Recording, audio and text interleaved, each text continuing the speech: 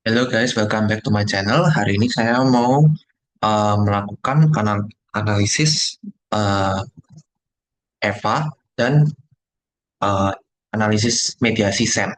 Nah, saya akan menggunakan software Stata saat ini. Datanya yang saya sudah kumpulkan adalah seperti ini.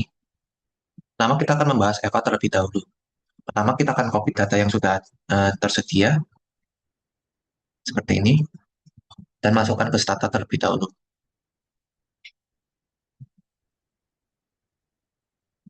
Oke. Habis datanya sudah masuk semua, kita akan memfaktorkan dulu untuk analisis EVA-nya ini. Yang kita faktorkan adalah semua variabel yang ada di data tersebut untuk melihat efek dari faktornya tersebut. Jadi ROA, ROE, ROIC, gross margin, jadi semua.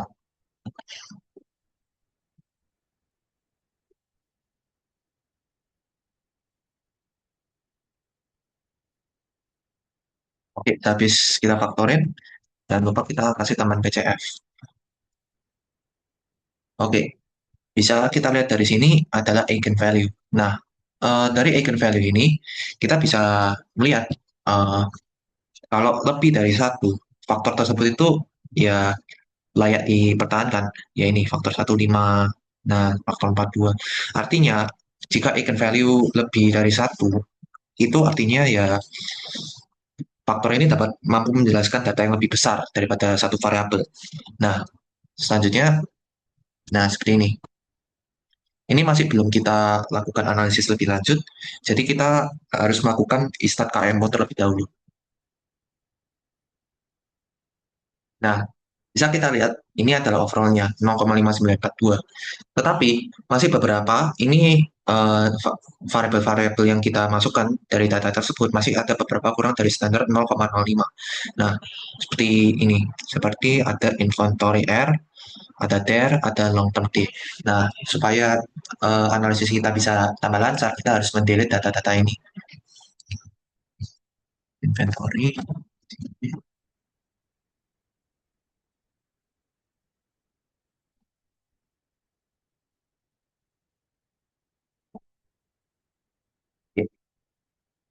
Nah, jadi habis kita delete, kita faktorkan lagi, ini aja,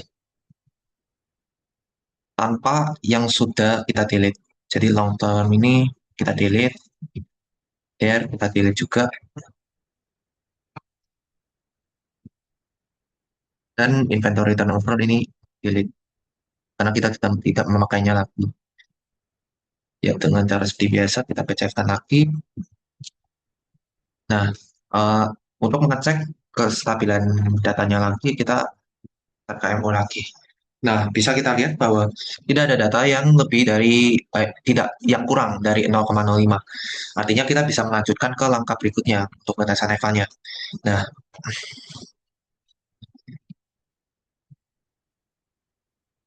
artinya dari semua data ini kita dapat diartikan bahwa data ini berkorelasi ya dengan faktor-faktor tersebut. Selanjutnya kita akan melakukan rotate aja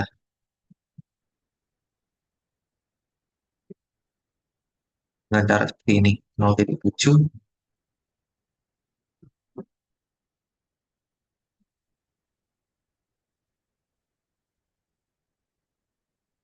Bisa kita lihat di sini ada 5 faktor. Artinya dalam semua variabel ini dapat membentuk 5 faktor. Dan bisa kita lihat bahwa sejauh ini ada faktor satu terdiri dari PR, PS, PCV, dan PB. Faktor 2 terdiri dari operating dan EBIT margin. Faktor 3 terdiri dari EV, EBITDA, ROA, ROE, dan ROIC, dan juga asset turnover. Faktor 4 dengan DAR, dan terakhir faktor 5 dengan quick ratio dan burn ratio. Nah, ini merupakan hasil yang bagus karena di atas ya itu 0,05. Karena artinya apa? Ini artinya berkorelasi tinggi dengan faktor-faktornya. Nah, artinya variabel ini berkorelasi tinggi semua. Oke, juga dari analisis ini kita bisa melihat bahwa dalam kelima faktor ini eigenvalue-nya ini di atas satu semua. Ya, artinya semua layak dipertahankan. dan juga akhir-akhir ini kumulatifnya ini 84,2. Artinya ya menunjukkan bahwa kelima faktor tersebut mampu menjelaskan sekitar 8,22% variasi data. Begitu.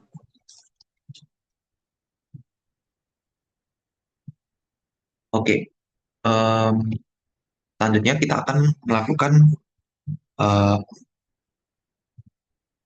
fak- ini faktor rotation matrix. Nah, selanjutnya ya faktor rotation matrix ini dari tabel ini kita bisa menjelaskan bahwa faktor-faktor, misalnya faktor satu ini eh, dapat berkorelasi dengan faktor dua juga. Artinya beberapa faktor-faktor ini eh, punya eh, efek dari faktor-faktor lain. Misalnya dari faktor 2 ini ada efek dari faktor satu juga. Jadi mereka berkorelasi antara faktor satu dan faktor 2. Faktor 3 juga sama faktor satu, faktor 4 tidak terlalu ada efek bersama. Nah, sama juga dengan faktor 5. Begitu. Nah, jadi bisa dibuktikan bahwa faktor satu memang ada efek dari faktor-faktor lain. Jadi dari semua faktor ini ada yang berkorelasi dengan faktor-faktor lain, bukan hanya ada efek dari sendirinya saja. Selanjutnya, kita akan menganalisis mediasi sel. Oke, selanjutnya kita akan melakukan analisis mediasi sel. Pertama, ini adalah data-data yang sudah saya kumpulkan.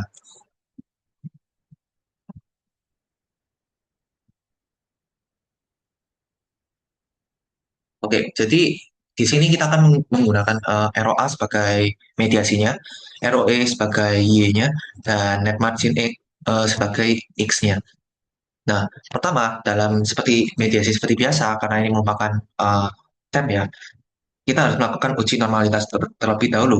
Nah, uji normalitas terlebih dahulu itu akan dilakukan untuk mengestimasikan langkah X ke Y.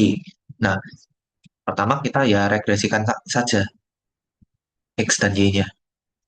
Y-nya dulu baru ke X-nya. Oke, terus kita predik res R, kita akan melakukan uji asumsi klasik terlebih dahulu.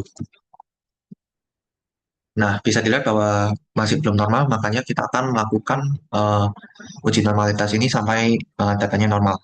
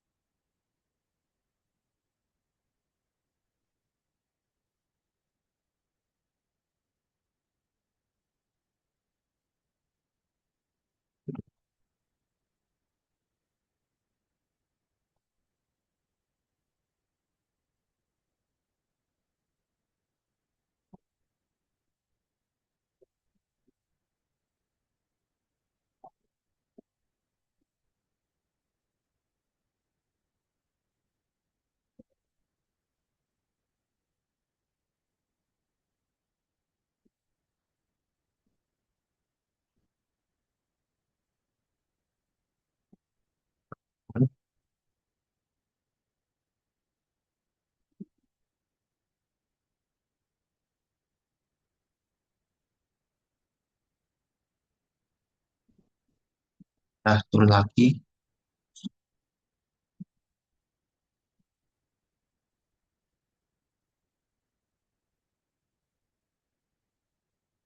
Nah, artinya yang harus dihapus yang paling bawah. Dan ya,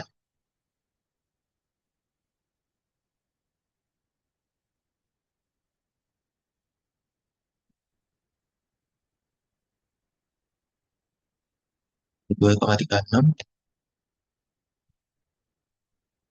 dikit lagi.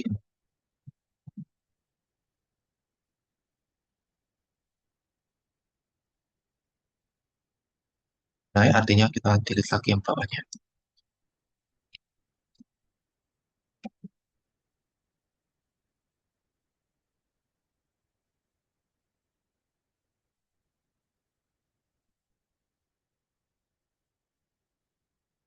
17,1.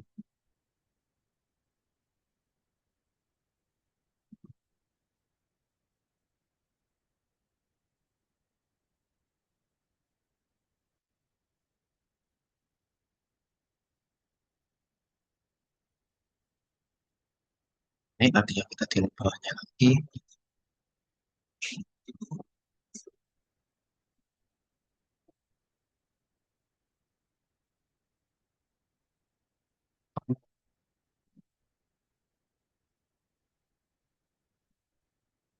Ya,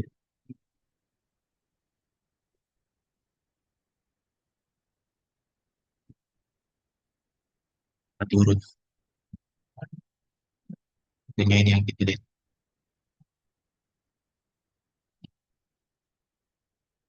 Oke, artinya ini datanya sudah normal. Selanjutnya, kita akan melakukan uji tes terlebih dahulu. Drop test dulu supaya tidak memengaruhi hasilnya. Oke, kita melakukan uji tes. Nah, head-testnya normal karena di atas 0,05. Artinya tidak ada masalah heteroskedastisitas. Selanjutnya kita akan melakukan regresi X ke M untuk melihat efeknya.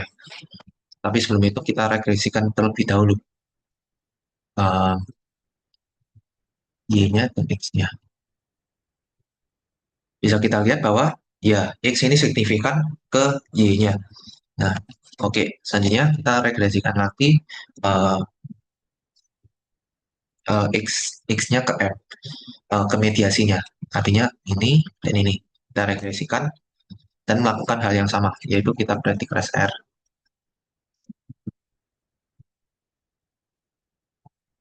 Rest. Nah, masih ada data yang tidak normal. Graph box rest. Ternyata ada 5. Kita akan delete satu-satu supaya ada di ambang normal dan tidak mendelete terlalu banyak data.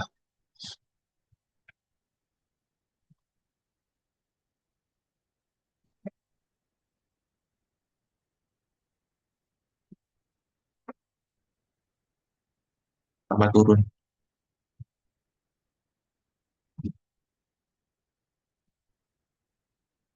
Oh, maaf, saya belum surprise kali ini.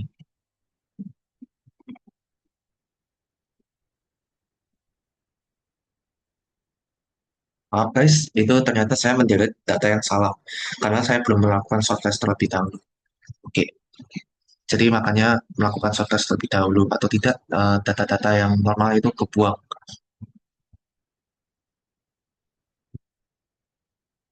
Lihat lagi, next, next, lihat lagi.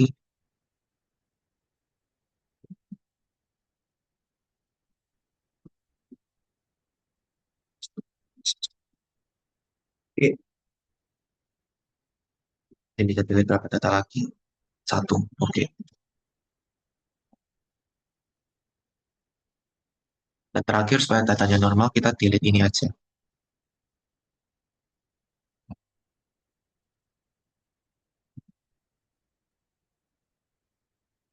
Nah, pas.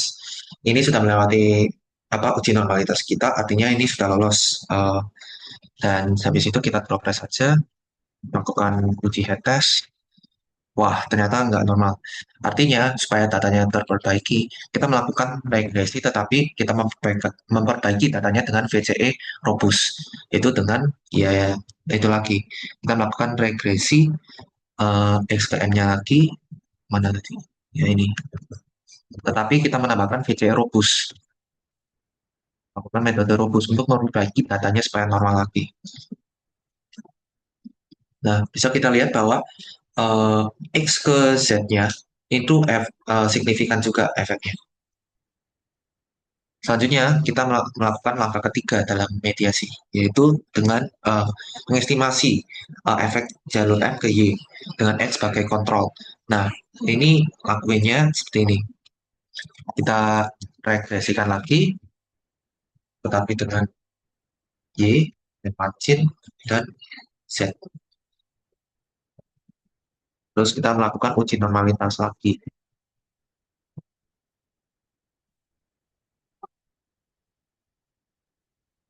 0,05. Jadi masih ada data yang eh, tidak normal. Jadi ada dua di bawah ini, satu di atas. Oke, eh, kita delete satu-satu, preskan dulu.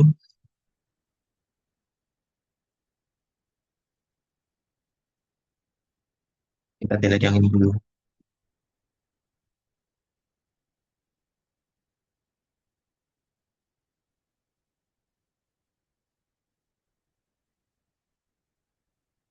Yang kita delete yang ini.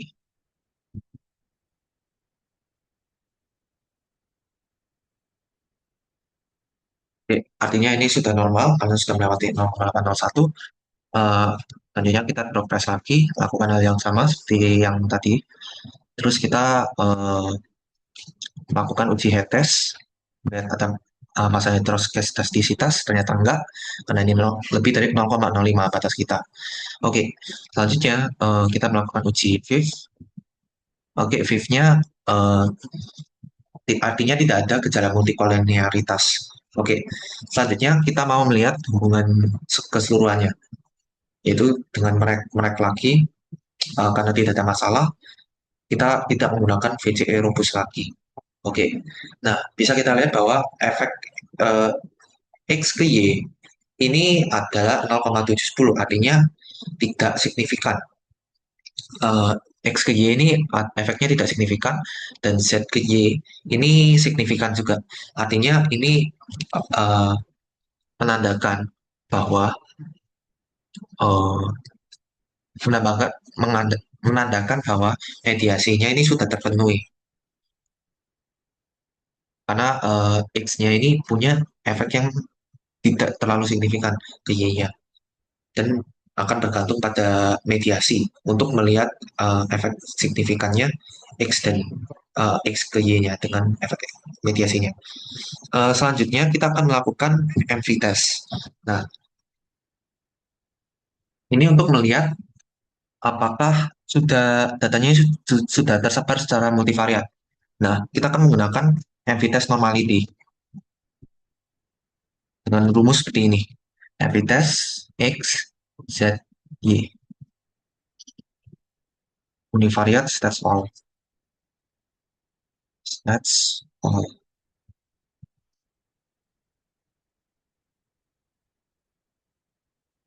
Oke, ini hasilnya. Bisa kita lihat bahwa ada Martia M. disconus, Martia M. kurtosis, Hense circular, dan Dornick Hansen. Nah, tes-tes ini kita dapat melihat kumpulan gabungan tes ini. Nah, dan akhir-akhirnya kita bisa lihat di kanan ini ada prop G2. Nah, bisa kita lihat hasilnya nol semua. Nah, ini menandakan bahwa hasil tes normalitas univariat ini itu tidak normal semua. Ya, artinya tidak tersebar secara normal univariat. Ya, begitu. Tapi ya, meskipun terdapat pelanggaran normalitas univariat, analisisnya ini akan tetap dilakukan. Ya, bisa kita lihat juga tadi kita kan sudah melakukan tes normalitas juga, dan itu semua normal. Selanjutnya kita akan melakukan pembuatan tabel, yaitu dengan melakukan SEM-nya ini, yaitu dengan membuat tabel terlebih dahulu. Pertama kita melakukan ini aja, 3 kotak dan arah.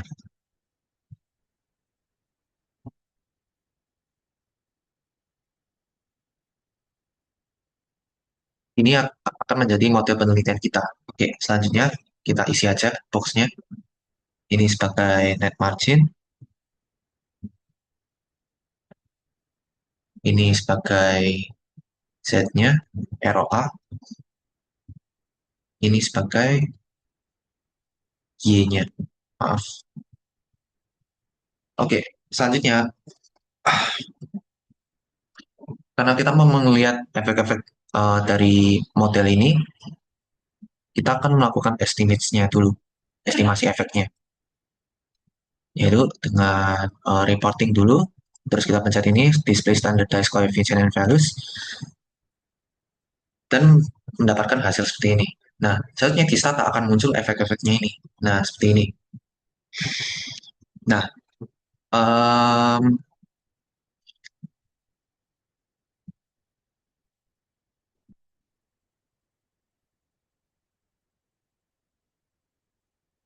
bisa dilihat bahwa ini adalah pengaruh X-nya ke Z-nya, dan ini dibilang signifikan, dan juga ya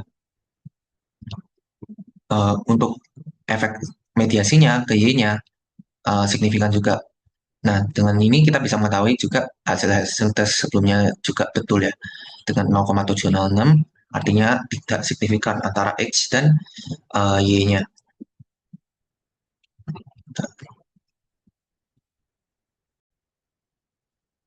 Untuk melihat efek variabelnya lebih dalam, kita akan melakukan stat graph. Ini stat. Oh,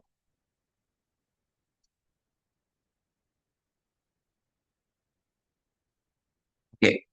Nah,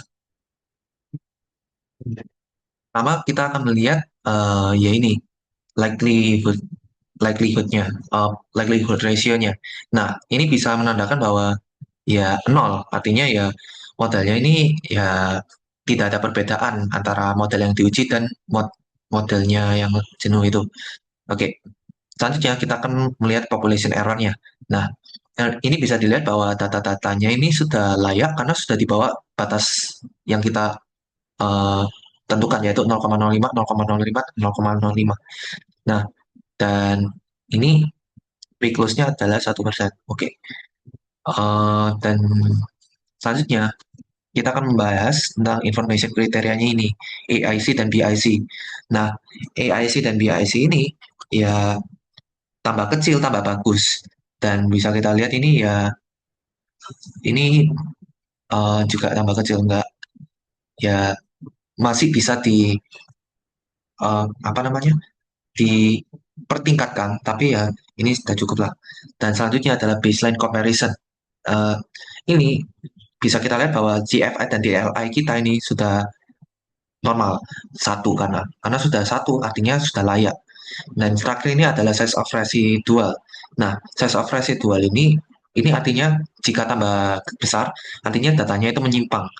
Nah, tapi ini datanya nggak menyimpang, dengan SRMR sudah sangat perfect dan CT-nya masih dalam batas normal. Ya, artinya eh, tambah besar, bukan tambah bagus sih CT-nya. CT itu bisa dibilang seperti bagian koefisien R2. Nah, it, tambah besar, tambah bagus. Ya, artinya variabel dependen itu dapat dijelaskan dengan variabel independennya. Artinya ya variabel dependennya hanya cuma bisa dijelaskan 33% dari variabel independennya. Oke, selanjutnya kita akan melakukan MedSen untuk melihat apakah model mediasinya yang kita dapatkan apa. Yaitu dengan melakukan MedSen in-depth X1, MedSet, MedSetnya ini, minta maaf.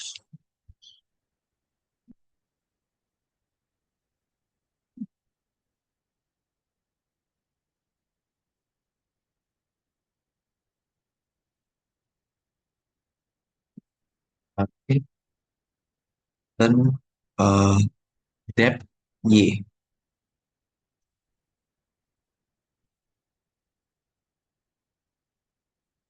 Terus kita melakukan step embeds,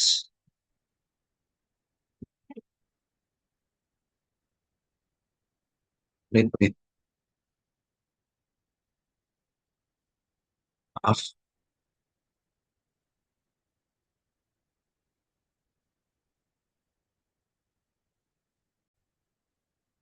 Oke guys, jadi rumus yang saya coba tadi ini, apply rate ini adalah untuk melihat efek efek size-nya.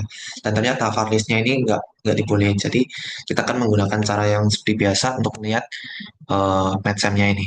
Bentar ya, MedSem, in-depth, oh, koma ini. Coba ya, koma. Oke, ternyata keluar. Nah, kita bisa lihat bahwa ada pengetesan Delta, Sobel, dan Monte Carlo.